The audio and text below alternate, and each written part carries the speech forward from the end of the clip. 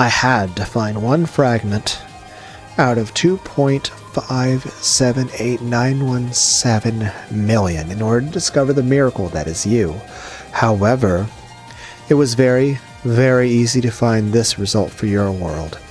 After all, probability isn't a factor. I'm a witch who can find any miracle, no matter how unlikely it is, but I can't find things that don't exist. If the Witch of Certainty really guarantees that something is certain, even I can't win against her. But then I'm with a 1 in almost 3 million probability you live in a world where you're not Claire. The other with a 2,578,916 out of 2,578,917 probability, you live in the world where you're Claire, get toyed with by an inescapable fate, and reach a tragic end. And with a 1 out of 2,578,917 probability, you live as Ushiromia Leon, and are killed by Kairi tonight. In other words, your fate, know the fate the two of you share, traps you in an inescapable dead end. A hell of fate. With a 1 of 1 probability, to put it another way, it's a certain fate, with absolutely no chance for a miracle. Cunt noises. Sucks for you, Claire. Or should I say, Beatrice. Just when a bright light seemed to turn the world white, the scene suddenly changed back to the theater. On the stage, Berncastell's Reaper Scythe slid across Claire's stomach as the latter stood absolutely still. A red line was drawn across the white skin, exposed now that the dress had been cut, and black blood began to seep out. Oh, it's coagulated. Beatrice, trapped in that inescapable, certain locked-away pair of days, you became a witch who could give birth to endless possibilities within that 2-day cat box. In exchange, it was absolutely certain that you would not be saved or rewarded. However, you had a dream. You dreamed of Ushiromia Leon. You consoled yourself with the thought of a miracle world where you could have lived in happiness without ever becoming Claire. I had to work hard to find Leon. Just as Beato dreamed, Leon's existence is a true miracle. And at the end of your funeral, I wanted to show you. To show you that even with that miracle, you couldn't have escaped from tragedy. Through the small crack between the bars of the jail that imprisoned her, the witch called Beatrice dreamed of a world where she might have been happy. However, the space she could see through, that crack in the bars, was just another part of the same jail. The more I hear, the less I understand about you.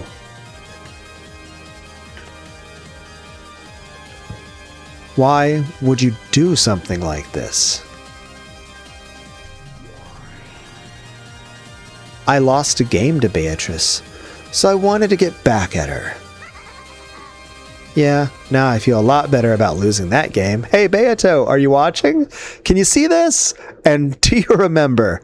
Remember when I promised you that a miracle wouldn't occur with certainty? Bitch noises. So, Leon, allow me to return you to your world right before Beato's eyes. It looks like the theater-going witches are all sick and tired of those happy family get-together scenes, so I'll send you to the moment just before Kairi shoots you. Then I'll make Beato watch that moment.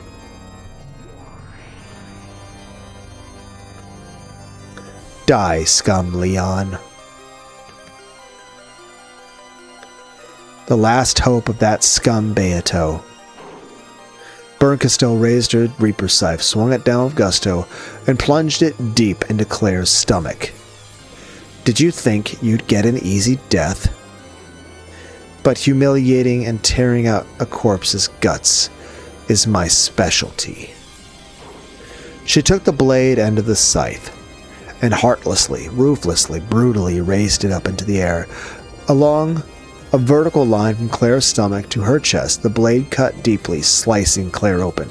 The red-black insides jutted out, then burst like a dam breaking, covering the world with dark red entrails.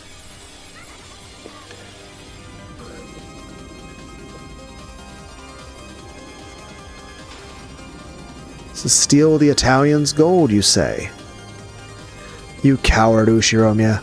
And you call yourself a soldier of the Empire? The father?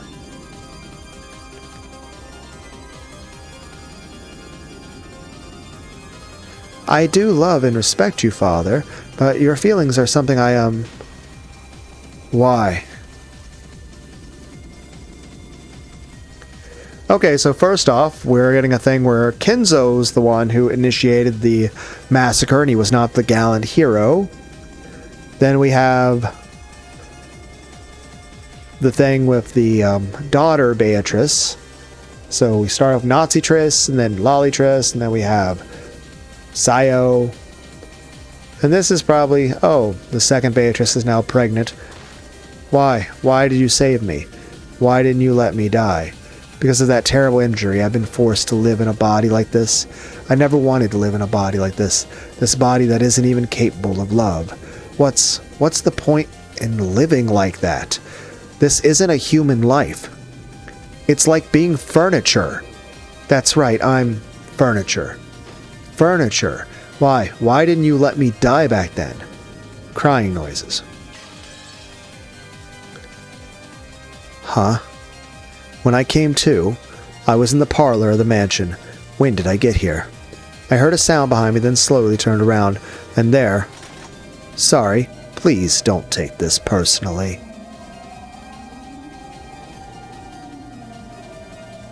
Huh?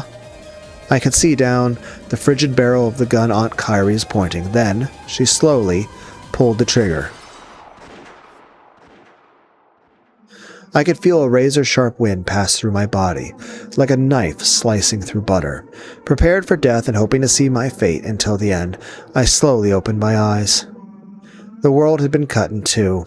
Kyrie was frozen in place like a statue, still pointing her gun with a cold smile on her face, and had been cut in half at an angle, the top part of her slowly sliding off to the side.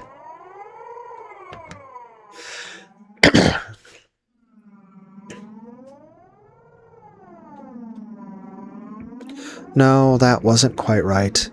That wasn't right at all. It wasn't just Kyrie. The whole world had been sliced in half at an angle, and was slowly sliding off to one side. Then immediately after fissures seemed to appear across the world, it shattered.